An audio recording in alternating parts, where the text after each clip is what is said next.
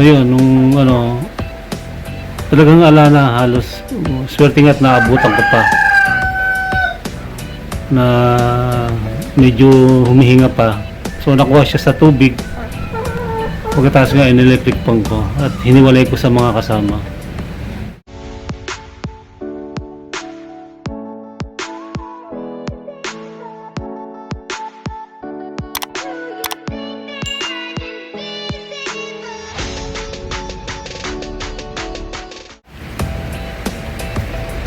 So bali, ito nga yung ating manok na na-heat stroke nung isang araw.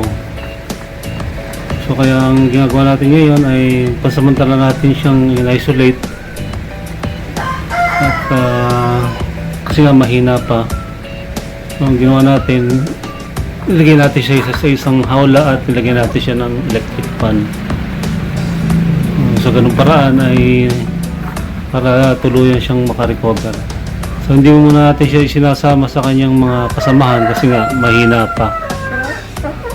Kasi noong isang araw lumabas kami, nung pagbalik ko nung pinuntahan ko sila sa kulungan nung gabi, nakita ko halos hindi na siya halos wala na, naghihingalo na. So ang ginawa ko,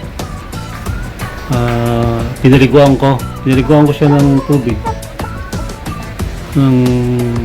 para ma-refresh. Tapos pagkatapos ko siyang paliguan ng tubig, in-electric pan ko. So ilang araw na rin siyang ganyan, pero kumakain. So yun, nung talagang ala na, halos swerte nga't naabutan ko pa na medyo humihinga pa. So nakuha siya sa tubig, pagkatapos nga in-electric pan ko at hiniwalay ko sa mga kasama. So yun, nung nahimasmasan, kaya making bagay yung tubig na kayo pagka naranasan nyo na may mga alaga kayong manok at na-stroke, yun ang unang gawin nyo, paliguan nyo, tapos itapat nyo sa electric pan. Huwag kayong matakot na wag na paliguan dahil malaking bagay yun para makarecover. Nangyari na rin sa akin yan 2 years ago. Kaya lang isa, hindi ko na-survive kasi totally nawala ng hininga. Pero yung dalawa, nakasama niya, ganoon din, halos pabigay na rin. So napaliguan ko at naitapat sa electric pan, yun nakasurvive. So ito rin ganoon yung nangyari sa kanya. Buti naabutan ko na meron pa siyang hininga, kaya yun, na-survive natin. Kaya medyo nakaka-recover na malakas. So malaking bagay yun na tubig, pag na-heat stroke tubig, lalo na ngayon sobrang init, tubig tapos electric pan. Electric pan ko siya sa gabi, yan gustong gusto niya. Para silang mga aso rin na gustong gusto naka-electric pan. So siguro ngayon ilang araw na rin siyang ganyan na electric pan ko, pero kumakain naman at umiinom ng tubig, yun ang pinaka-importante sa lahat. At meron akong ginawang pamamaraan para maiwasan na natin yung stroke. Yun ang ipapakita ko rin sa inyo kung ano yun. Wala nang ginawa ko yun. Yung mga kasamahan niya na nandun sa labas, hindi na rin hinihingil ngayon. So yun, alhamdulillah, at nakasurvive na siya. Welcome back sa ating channel. Sobrang init ngayon, kaya yung isa sa ating heritage chicken na batch 2 na pinahats ay muntik lang na tegibers.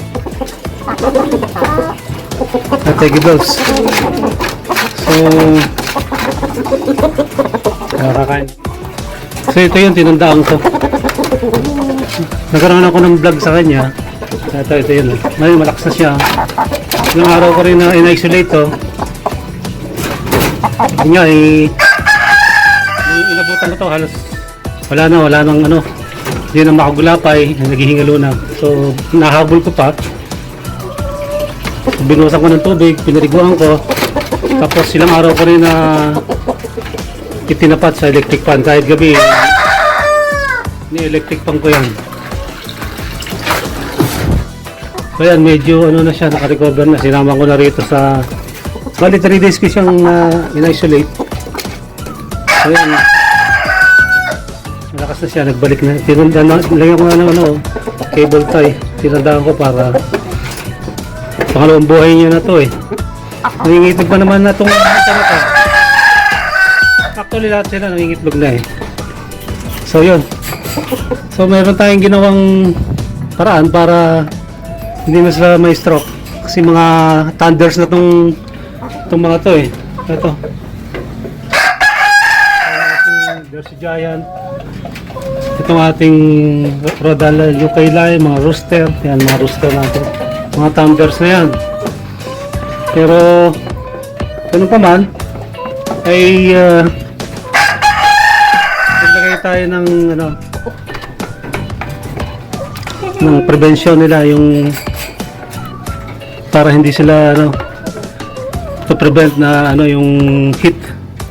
Kaya lang ito, naglagay ako ng karton dito. Karton. Tinatanggal ko lang yan eh. So naglagay ako ng karton. At itong mga manok na may sadyang mahilig magtuka. Pag ito may kasi ang mga manok pag nakakita ng bago sa kanilang paningin, lalo na yung mga kaya nilang sirain, sinisira nila. So naglagay ako ng karton. So ngayon mainit na naman. Kung naglagay tayo ng karton, medyo na-lessen yung ano, yung init. Kaya lang sinira na nila, kaya tinanggal na natin. Pero papalitan natin yan. Pero nakikita kong magandang karton, tapos lalagyan natin ng sapila. Yung ilalim nun, sako, para di na nila masira. So yun ang ginawa natin. Lalagyan natin ng karton, kaya lang sinira nila. So tinanggal ko muna at tapos lalagyan na natin ng karton na may sako para din na masira. So ganun paraan, naghihingal. Aga pa eh, hinihingal na. Kasi wala silang protection dito. Kailangan magawa natin yan. So yun, nakarecover na yung ating isang manok na heat stroke. Ating isang natigables. Tapos ito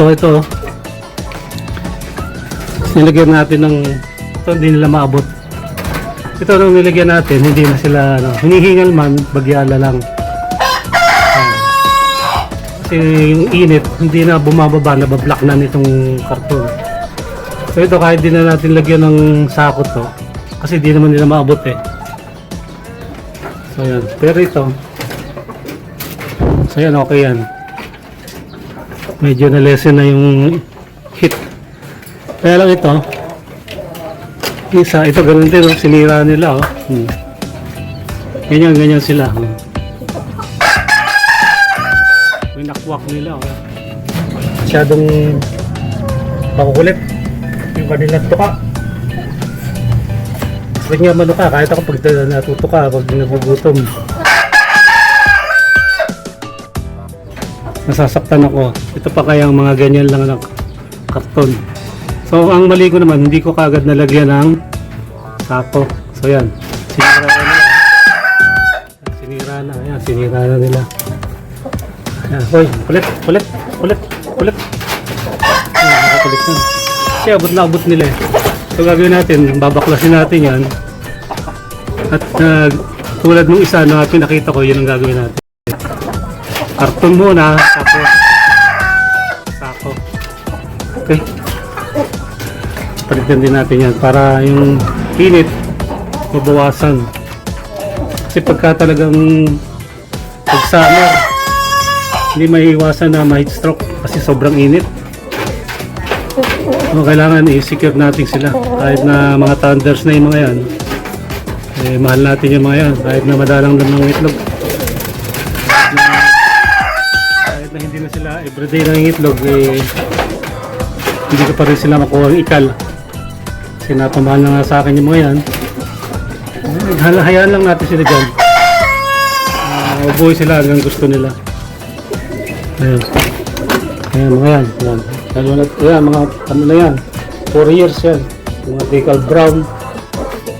Ito 5 years yung Texas ko na ito 1 year yung babae Texas. Pero yung lalaki na yan 6 years na yan. Pero dahil lang natin lalaki 6 years na yan. Ito 4 years yan, magkakapatid yan yung UK line natin ano yan 3 years, ito 4 years yung decal brown natin. Ito yung mga bago natin na batch po. So noon pa lang yan, March, April, May, bali 8 months, 6.5 months nang itlog na sila, 6 months and 1 week. So ito yung mga decal brown natin, mga ano yan, yung magkakapatid, yung mga decal brown natin na yan, tsaka yung decal brown na babae tsaka lalaki. Yung mga 4 years na rin yung mga yan. Ang pinakamatanda natin yung US line natin na 6 years yung lalaki natin na yan. Kaya kahit madalang na lang yung mga itlog, hindi na regular na pangingitlog, ay hindi ko pa rin makuha ang ikal kasi nga napamahal na sa akin yung mga yan. So hayaan lang natin sila dyan. Malaki na rin naman ang pakinabang ng mga yan, hayaan lang natin. Ngayon ang isa sa ginagawa ko para yung init mabawasan, pinapaliguan natin sila. Isa sa umaga, isa sa hapon. Lalo na yung hapon, mas mainit sa hapon. Hinihingal na. Hinihingal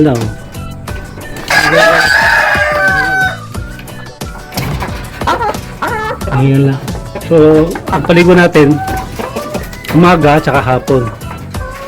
At nakikita ko naman effective kasi pag pinapaliguan natin sila, hindi naman mawawala yung hingal nila, nare-repress. At hindi naman sila magkakasakit sa paliligo kasi nga mainit. Tapos meron naman silang vitamins na iniinom. Okay, ano natin, paliguan natin sila. Yan. Ito ginagamit natin, hose. Kung ano yung ginagamit natin sa paglilinis sa kanila, ito rin ginagamit natin, hose. So 11 o'clock na.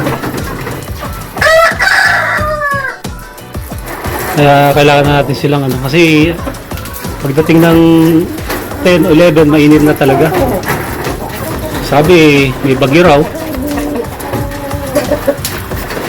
Pagka medyo ulan-ulan na, mababawasan na yung hingal ng mga yan. Hindi na tayo matatakot na heat stroke. Kasi nakakatakot din Namatayan na tayo ng isang manok dati na heat stroke. Kaya ang importante lang din, kasi pag lumalabas nga ako, nauubos nila yung kaya kailangan medyo malaki yung gagamitin nating inuman. Baka bumili pa ako ng isang gano'n, isang inuman, mas malaki. Ayan. Kasi pagka mainit, inom yan ng inom, at pag walang mainom, siyempre maiinitan sila, ma-heat stroke na nga. So yun ang nangyari kasi lumabas ako na naubusan ng tubig. Ayan.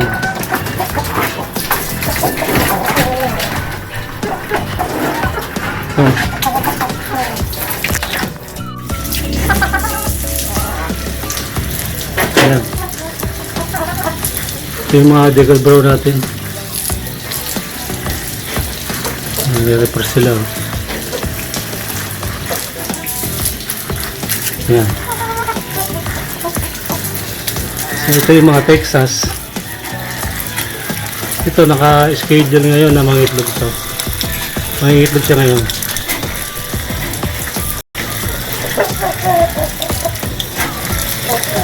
Kaya lang itong Texas na to ay magpakasta rito gawa ng sobrang tapang nito. So nagsasabong silang dalawa. Yung tingin yata niya sa sarili niya ay lalaki siya. Kaya gusto ko bang pag-partner rin. Ayaw nito. Lumalaban siya rito.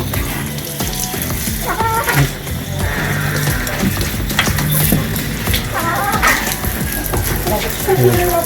So ito yung itlog na harvest natin kahapon.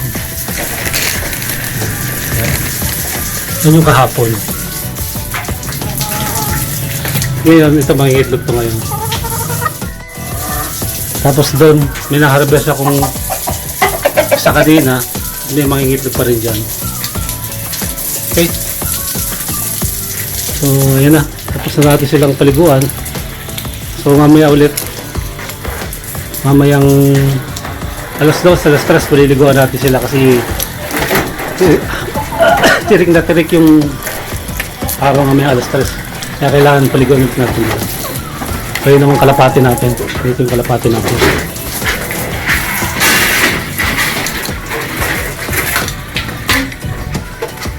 Ayan. Ay, itong kalapati natin gusto ko naliligo nyo. Ayan. Kasi nakakaramdam sila ng init. Parang mo. Gusto oh. Kasi nga mainit.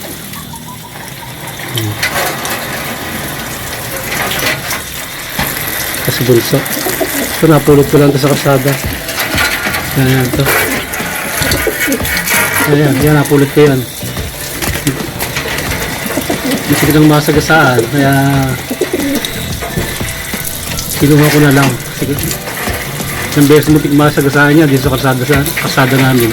So kinuha ko, ayan. Nabuhay na siya. Tingin ko babae kasi maliit. No? Kasi gusto nila oh. Kasi nga mainit. Kaya gusto nilang naliligo. Okay. Gawin na natin yung tinanggal natin ano.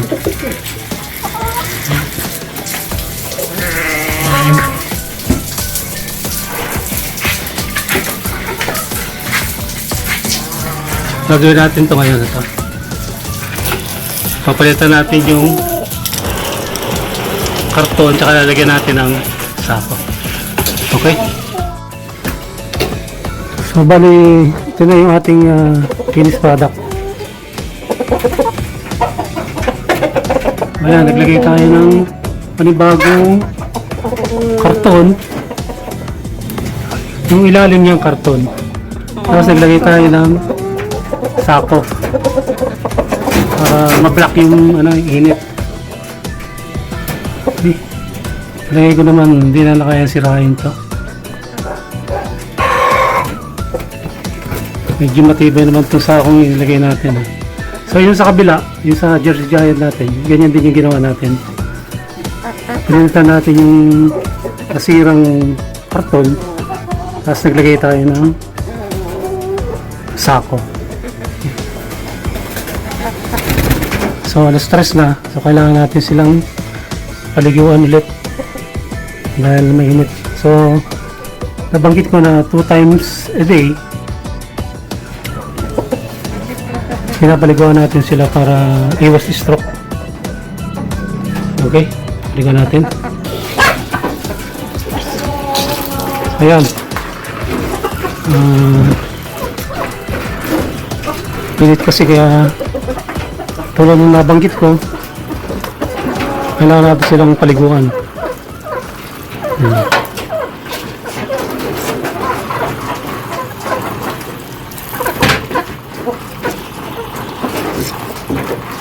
Ang hirap na, baka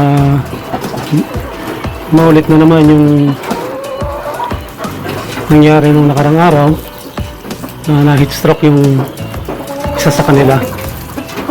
Kaya kailangan natin silang paliguan 2 times a day. Ayun naman, refreshing ang tubig sa kanila. Tulad nga ng ano, kasi nga ang manok walang sweat gland, kaya madali silang ma-stroke.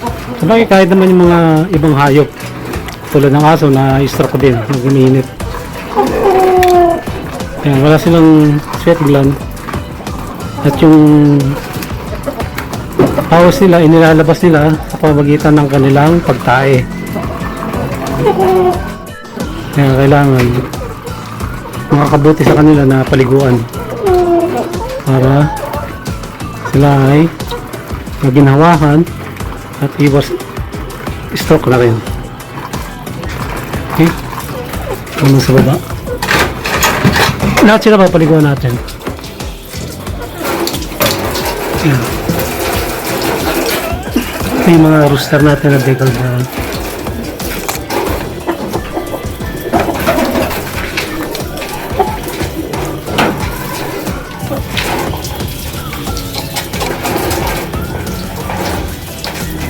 Gusto nila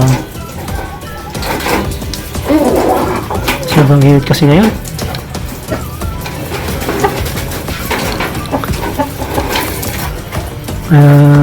Malaki epekto sa ating mga alaga.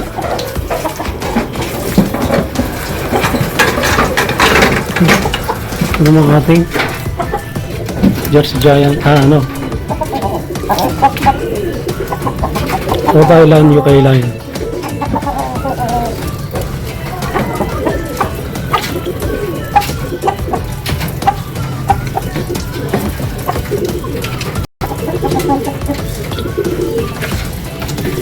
Natin.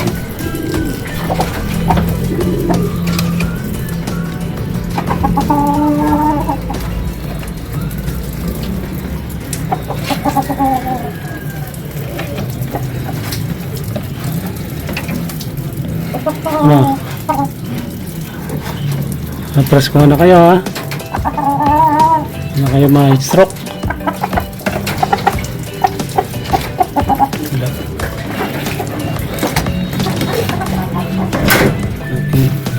Jersey Giant.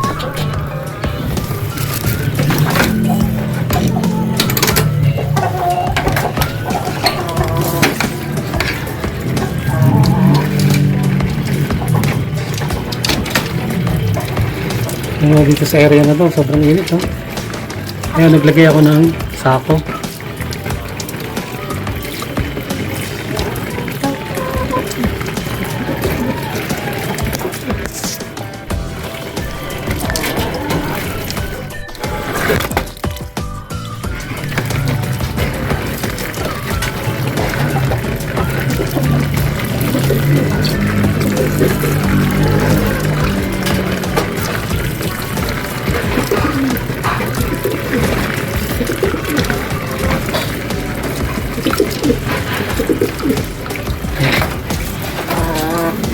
Ng mga ating Bengal Brown.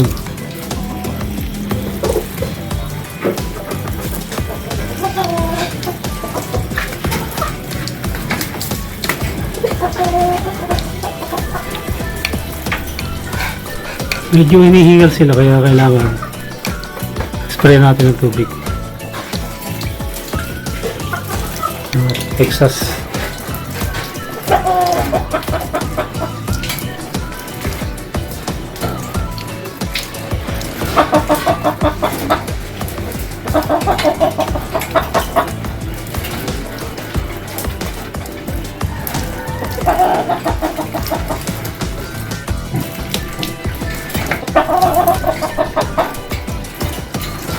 Ating mga kalapato.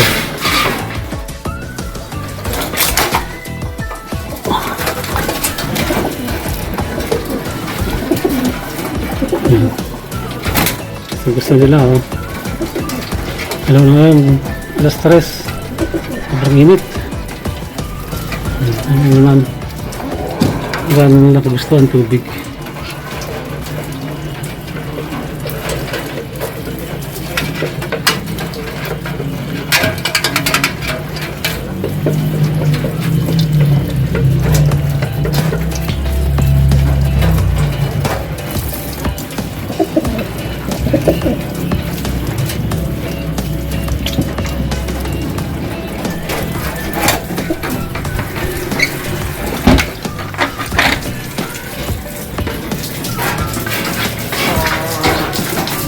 Ayan. Ito yung pangalawang beses na biniliguan natin sila sa araw na to. So araw-araw gagawin natin to hanggang sa magtagulan. Hanggang summer, paliliguan natin sila at least 2 times a day. Isang alas 10 or maybe 11 or 3 o'clock PM. Okay? Ganito lang muna ang ating vlog. Thanks for watching. See you again sa ating mga susunod na vlog.